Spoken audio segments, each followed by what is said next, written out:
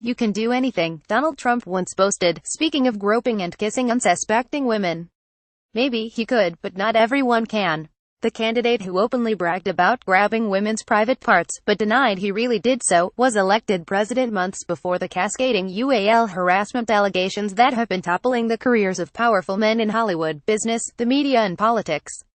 He won even though more than a dozen women accused him of misconduct, and roughly half of all voters said they were bothered by his treatment of women, according to exit polls.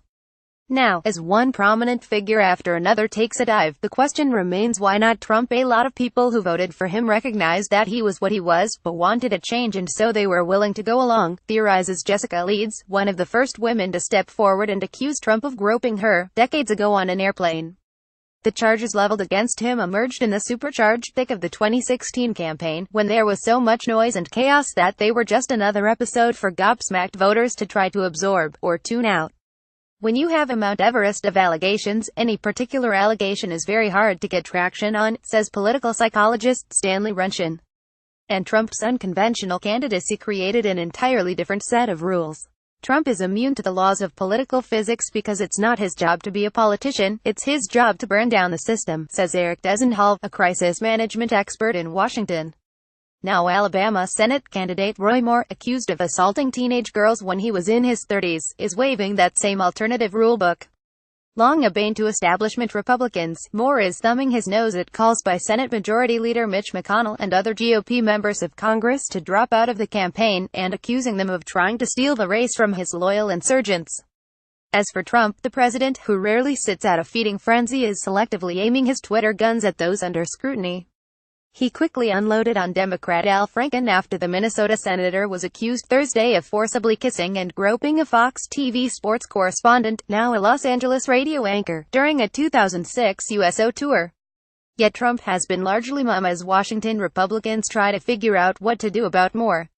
McConnell and company have zero interest in welcoming an accused child molester to their ranks, nor in seeing their slim 5,248 Senate majority grow even thinner should Moore lose to Democrat Doug Jones in a special election December 12. Trump did support moves by the National Republican Party to cut off money for Moore. But he hasn't said whether he still backs Moore's candidacy.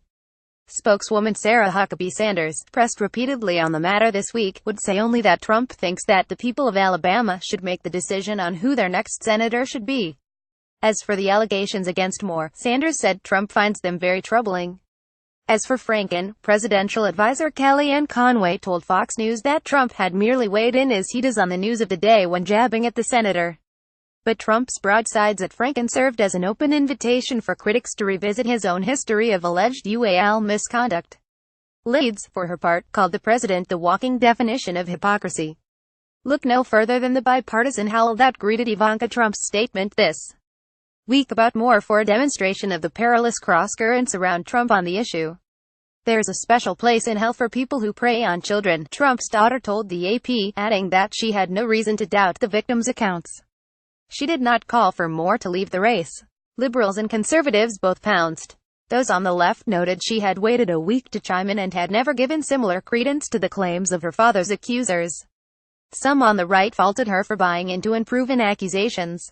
Liberal director Rob Reiner tweeted Ivanka believes Roy Moore's accusers, but the more than 12 women who accuse her father of UAL abuse are all liars. The difference is, the UAL assault drama is playing out as a painful sequel for Leeds and other women who came forward during the 2016 presidential campaign to accuse Trump of harassment and more, only to see him elected president anyway. My pain is everyday, Jill Harth, a former business associate who claimed Trump put his hands under her dress during a business dinner in 1992, tweeted in October. No one gets it unless it happens to them. No one. It's the same for those who accused former President Bill Clinton of UAL misconduct, their charges once written off as bimbo eruptions. I am now 73, it never goes away, nurse Juanita Broderick, who accused Clinton of raping her in 1978, tweeted Friday. Allegations of womanizing, extramarital affairs and abuse dogged Clinton over the course of his political life, culminating in his 1998 impeachment and acquittal over his affair with White House intern Monica Lewinsky. He also agreed to an $850,000 settlement with Arkansas state worker Paula Jones, who had accused him of exposing himself and making indecent propositions when he was governor. The settlement included no apology or admission of guilt. Leading feminists and Democratic-leaning groups stayed loyal to him throughout, though some are rethinking that stance now. Even in the current charged environment, when every new allegation can produce screaming headlines, Trump may well be able to go his own way and take a hands-off approach to more. Trump's base likes him when he's gratuitously ornery, insulting war heroes, Gold Star families and the disabled have all been good for him, so what does he gain by strongly opining on more, asks Desenhall. Nothing that I can see, so as a guideline, he doesn't need to do all that much. Follow Nancy Benak on Twitter at http://twitter.com/Benak.